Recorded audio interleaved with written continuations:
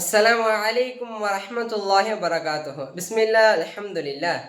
அன்பிற்கினிய எல்லாமல்ல அல்லாஹ்வின் நல்லடியார்களே, மனிதர்களாகிய நாம் சிறிய அமல்கள் செய்தால் குறைந்த நன்மைகள் தான் கிடைக்கும், பெரிய அமல்கள் செய்தால் தான் நிறைய நன்மைகள் கிடைக்கும் என்று சொல்லி இந்த சிறிய அமல்களுடைய நன்மையை லேசாக கருதிவிட்டு அந்த அமலை நாம் செய்யாமல் விட்டு விடுகிறோம்.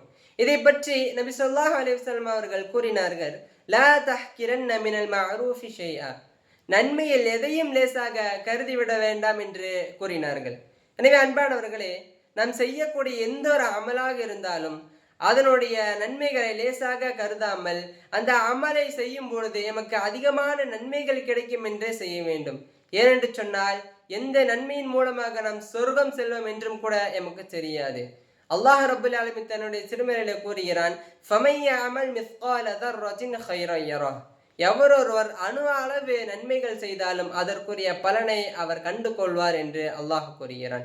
எனவே அன்பானவர்களே, நாம் எந்த ஒரு சிறிய அமல்கள் செய்தாலும் அந்த அமலின் மூலமாக கூட நாம் சொர்க்கம் செல்வோம் என்று நினைத்து அந்த அமலை செய்ய வேண்டும். அப்படி அமலை செய்யக்கூடிய பாக்கியத்தை அல்லாஹ் ரஹ்மான் நம் அனைவருக்கும் தந்தருள் புரிவானாக. அஸ்ஸலாமு அலைக்கும் வரஹ்மத்துல்லாஹி வபரகாத்துஹு.